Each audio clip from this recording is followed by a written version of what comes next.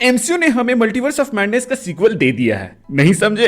अरे मैं बात कर रहा था व्हाट इफ सीजन 2 के फिनाले की, जो कि एक वॉच में तो फन एंडिंग लगती है, बट ठीक से देखो तो ये बस एनिमेटेड मल्टीवर्स ऑफ मैडनेस का सीक्वल लगता है। Throughout the series captain Peggy Carter का कैरेक्टर डेवलपमेंट किया जाता है, जैसे कि उसे सीक्रेट वॉर्स या किसी बड़े लाइव एक्शन क्रॉसओवर में लाया जाएगा, जो कि अच्छी बात है क्योंकि ये वाली पेगी कैरेक्टर को अच्छे से लिखा गया है एमसीयू के अंदर। लेकिन सीजन फिनाले आते ही यहाँ रायता फैल जाता। हमें पता चलता है कि अनलाइक लास्ट सीजन जहां इन्फिनिटी अल्ट्रॉन को सेटअप किया गया था, यहाँ बस अचानक से स्ट्रेंज सुप्रीम को विलन बना दिया गया। उनके कैरेक्टर को वही ट्रीटमेंट मिला जो वांडा को मिला था। पूरे एक सीजन तक उसके कैरेक्टर को डेवलप करके उसे एक अच्छे हीरो में बदला and all of the sudden वो विलन बन गया। और एपिसोड में कॉन्टेक्स्ट में उनके विलन बनने का रीजन सिर्फ यही था कि सैंक्टम इन्फिनिटम में जो वो इतने सालों तक सॉलिट्यूड में थे, मतलब कि अकेले थे, तो यहाँ पर उनका जो ग्रीफ था वो उन पे हावी हो गया। उनके सैडनेस उनके दिमाग के ऊपर चढ़ गई और उनके अंदर की जो डार्क साइड थी वो उसको वश में कर लिया। पर ये डेवलपमेंट हमें दिखाया नहीं जाता है, बल्कि बोल के बताया जाता है, क्योंकि बाकी के एपिसोड फोकस करते हैं फैन सर्विस पर, जैसे कि zombie Wanda, Thor Hulk and even Killmonger. और मल्टीवर्स ऑफ मैडनेस की तरह इन फैन सर्विस को आते ही खत्म कर दिया जाता है। जैसे थानोस को किलमॉन्गर एक स्नैप में मार देता है, प्लस किलमॉन्गर जिसके पास सारे इन्फिनिटी स्टोन्स थे उसको काहोरी एक मोमेंट में हरा देती है, जिसके पास सिर्फ स्पेस स्टोन के पावर्स थे, और फिर कैप्टन कार्टर उन स्टोन्स को विल्ड कर लेती है। और चलो मान लेते हैं कि कैप्टन कार्टर इन्फिनिटी अल्ट्रॉन के सूट के वजह से उन स्टोन को यूज कर पा रही थी, बट यहाँ पे जो काहोरी ने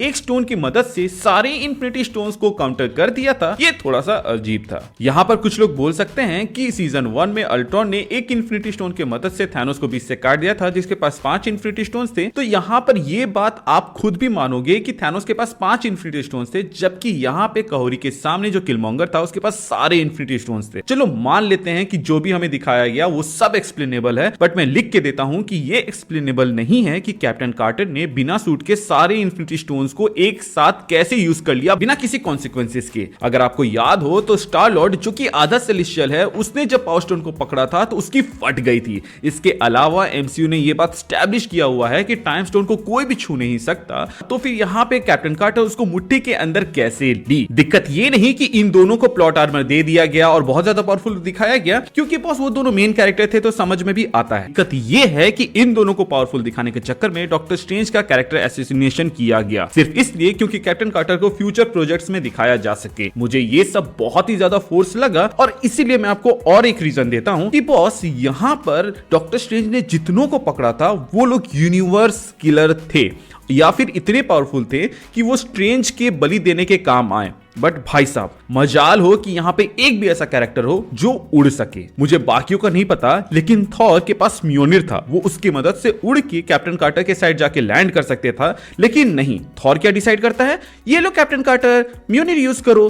भाई तू गॉड है, तू उसकी जाके वहां पे मदद कर सकता है, लेकिन नहीं, तुमने क्या डिसाइड किया कि भैया म्योनिर ले लो। इसके बाद भाई सबसे गंदा चीज जो मुझे लगा कि फाइनली हमें एक ऐसा हल्क देखने को मिला जिसको देख के पता चल रहा है कि साला ये कितना ज्यादा पावरफुल कैरेक्टर है, जिसके पंख तक है। पंख मतलब समझते हो, विंग्स, और विंग्स के मदद से ना लोग उड़ते हैं, चिड़ियां उड़ती है। साला एरोप्लेन में 2 ऐसे दे दिया, वो भी उड़ता है।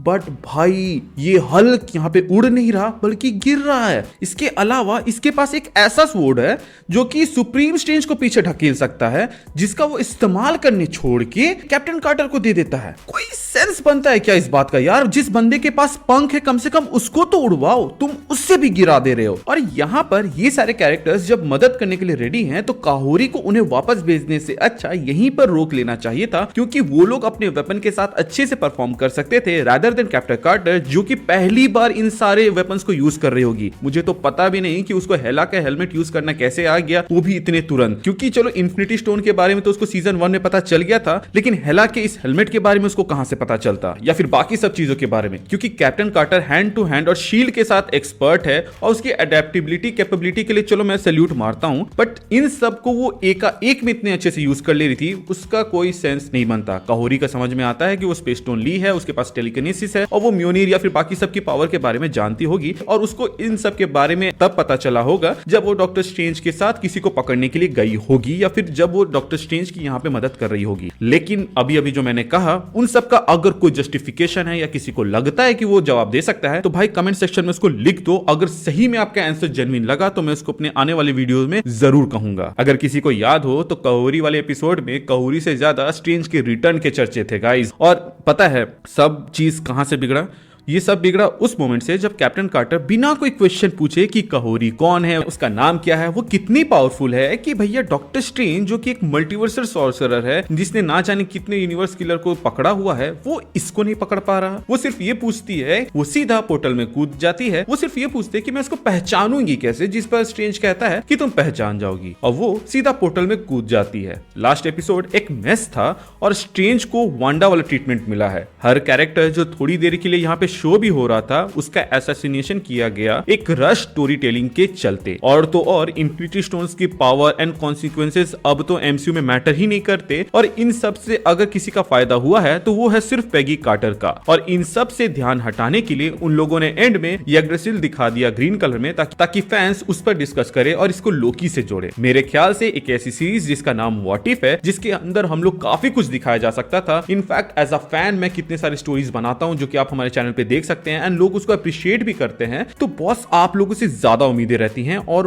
वो काफी कुछ कर सकते थे, लेकिन इस सीजन उन लोगों ने व्हाट इफ नाम का फायदा नहीं उठाया। एंड गाइस आप ही मुझे एक बात बताओ, अगर जो टोनी वाला एपिसोड था जिसमें वो सकार में जाता है वो सीजन 1 में होता तो आप उससे खुश होते या डिसअपॉइंट होते? मैं तो डिसअपॉइंटेड था, क्योंकि बॉस उस एपिसोड में जो कैरेक्टर स्टैंड आउट करता है वो रहता है टोनी का कैरेक्टर, जो कि सकार में जाके वहां पे जो स्क्रैप्स है उनके मदद से इतना खूबसूरत सा सूट बनाता है, प्लस वो गमोरा का हार्ट चेंज कराता है, उसको एहसास दिलाता है कि जो उसके डैड कर रहे हैं वो गलत है। सिमिलर टू तचाला जिसने थैनोस को ये फील करवाया कि जो वो डिसीजंस ले रहा है वो गलत है। तो ऐसे में जब वॉचर यहाँ पर आता है तो उसको टोनी को चूज करना चाहिए था, ना कि गमोरा को। लेकिन यहाँ पर वो गमोरा को लेके जाता है, जो कि मुझे किसी भी एंगल से जस्टिफाइबल नहीं लगता। यहाँ पे जो इन्फिनिटी क्रशर हमें देखने को मिल रहा है, आई एम प्रीटी श्योर इसको भी बनाया होगा टोनी ने, क्योंकि हम लोग जानते हैं कि टेक्स रिलेटेड चीजें वही बनाता है और गमोरा टेक नहीं बल्कि फाइट रिलेटेड कैरेक्टर है। तो बॉस जिस कैरेक्टर का इतना इंपॉर्टेंट रोल हो उसको आप सीजन फिनाले में क्यों नहीं लोगे? ऊपर से जिससे आप लड़ रहे हो, इसके अलावा जिससे आप लड़ रहे हो वो एक एआई है जो कि इसी के द्वारा क्रिएट किया गया है, तो भाई ये इसको काउंटर कर सकता है। लेकिन उसको छोड़ के यहाँ पे वॉचर ले जाता है गमोरा को। आप मुझे कमेंट सेक्शन में जरूर बताना गाइस कि कोई सेंस बनता था वहां पे वॉचर का गमोरा को चूज करने का रादर देन टोनी।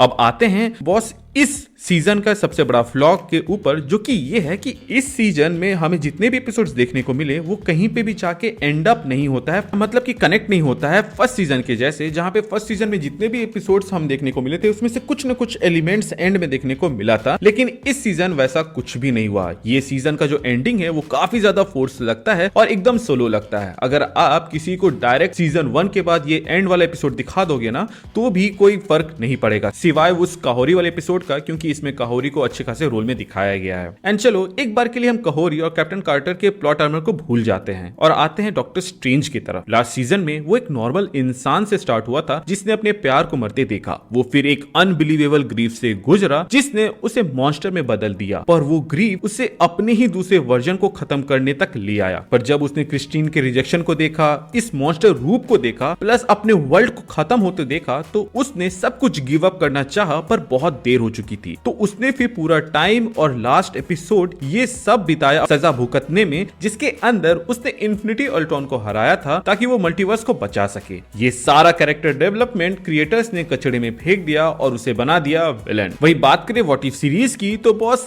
ये स्टोरी सेल्फ कंटेंट ना होकर एक यूनिवर्स में फिट होने की कोशिश करती है ताकि कैप्टन कार्टर के कैरेक्टर को शायद तक भविष्य में यूज किया जा सके, और ये सीजन 2 उन्हीं पर डेडिकेट कर दिया गया है। ऑफ कोर्स इस सीजन काफी अच्छे एपिसोड्स आए, लेकिन लास्ट एपिसोड काफी ज्यादा फोर्स था, जिसके वजह से ये थोड़ा सा मिक्स्ड रिएक्शन छोड़ जाता है। हालांकि ये बाकी एमसीयू सीरीज से काफी ऊपर है एक्सेप्ट लोकी, क्योंकि लोकी तो भाई बहुत अच्छा था। खैर यहाँ पे हमारे ओपिनियंस अलग हो सकते हैं, बट मेरे ख्याल से सीजन 1 काफी अच्छा था कंपेयर टू सीजन 2। आपका क्या कहना है आप हमें कमेंट सेक्शन में बता सकते हैं, क्योंकि मुझे जो कहना था वो तो मैंने इस वीडियो में कह दिया। अगर हमारी बात से आप अग्री करते हैं तो जरूर लाइक कीजिएगा, डिसएग्री करते हैं तो डिसलाइक मार्क के रीजंस अपने कमेंट सेक्शन में जरूर बताइएगा। अगर मुझे वो अच्छे लगे तो मैं उस पर अपने आने वाले वीडियोस में डेफिनेटली डिस्कस करूंगा। इसके अलावा अगर आप हमारे चैनल पे नए हैं तो चैनल को सब्सक्राइब कर दीजिएगा ताकि आप ऐसे कंटेंट मिस ना करें। इसके अलावा हमारे चैनल का एक छोटा सा मोटो है जो कि लोगों की मदद करे, अपना ख्याल रखें एंड कीप मूविंग फॉरवर्ड का रट लगाकर आगे बढ़ते जाएं।